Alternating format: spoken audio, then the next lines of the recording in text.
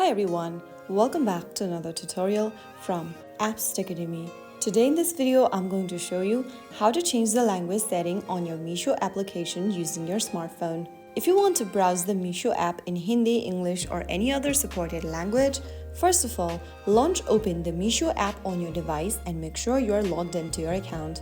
From the home page, tap on your profile icon at the top left corner of the screen. And then you'll need to go ahead and tap on your name at the top. This will take you to Edit Profile Information page where you need to tap on the drop down right next to Languages Spoken.